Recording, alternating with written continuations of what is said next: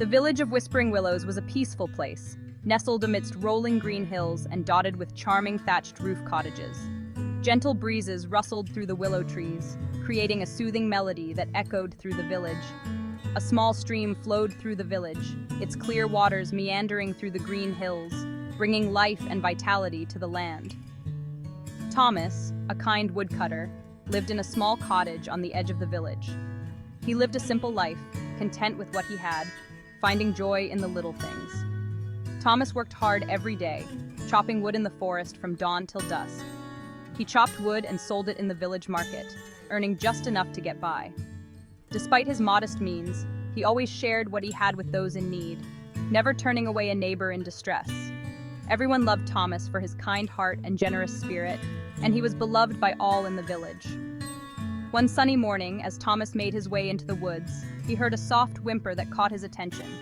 He followed the sound and found a beautiful bird with golden feathers caught in a hunter's trap, struggling to free itself. Its wing was injured, and it looked at Thomas with pleading eyes, silently begging for help.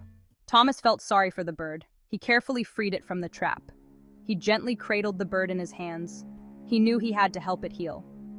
Thomas took the bird home and tended to its injured wing. He fed it seeds and sang it gentle songs. Day by day, the bird grew stronger. Thomas became deeply attached to his feathered friend. The golden bird brought joy to his simple life.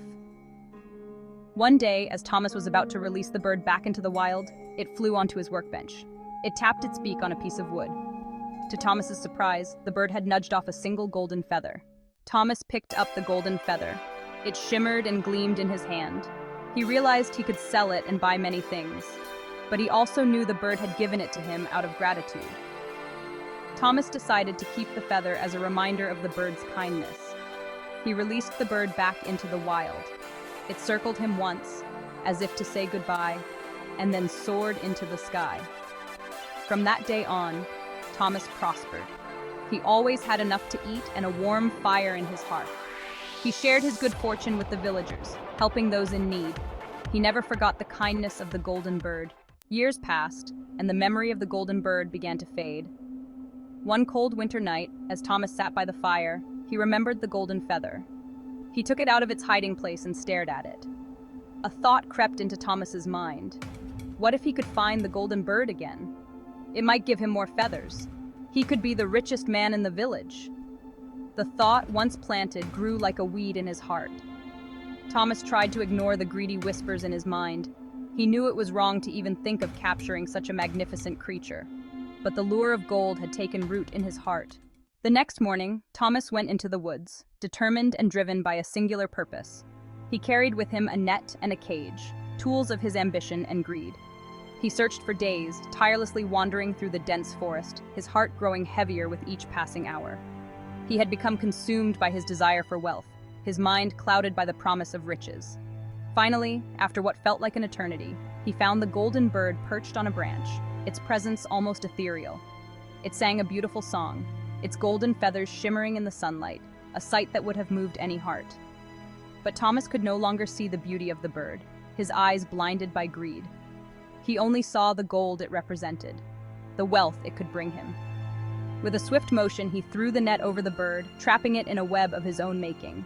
The bird struggled against the net, its beautiful song turning into a mournful cry, echoing through the now silent forest. As soon as Thomas caged the bird, the world around him seemed to turn dark, as if nature itself was mourning. The leaves withered on the trees, and the stream ran dry, the forest losing its life and vibrancy. The golden bird, once a symbol of joy and prosperity, had become a symbol of his greed, a constant reminder of the price he paid. Thomas returned to the village, but it was deserted. The once lively streets were now eerily silent, and the homes that used to be filled with laughter stood empty and cold. The villagers had all left, driven away by the sudden blight that had befallen their land. The fields, once lush and green, were now barren and lifeless, a stark reminder of the devastation that had occurred. Thomas realized with a heavy heart that his greed had cost him everything. The weight of his actions pressed down on him, and he could see the consequences of his choices in every corner of the village. Thomas released the golden bird. He watched as it spread its wings, feeling a sense of loss, but also a glimmer of hope that perhaps, in letting go, he could find redemption. It flew away, its mournful cry echoing in the silent air. The sound lingered, a haunting reminder of what had been lost and what could never be regained. Thomas had learned a bitter lesson about the price of greed. He stood alone, contemplating the emptiness around him, understanding that his desire for more had led to his downfall. He had lost everything he held dear because he had allowed greed to consume his heart. The memories of happier times haunted him, and he knew he could never undo the damage he had caused. From that day forward, Thomas lived a simple life, filled with regret. He chose to embrace humility, finding solace in the small, everyday tasks that kept him grounded. He shared the story of the golden bird with anyone who would listen. He hoped that by telling his tale, he could prevent others from making the same mistakes he had made. He hoped his tale would serve as a warning to others, a reminder that true happiness lies not in material wealth but in kindness, generosity, and gratitude. The villagers listened intently, taking his words to heart, and the story of Thomas and the golden bird became a legend that was passed down through generations.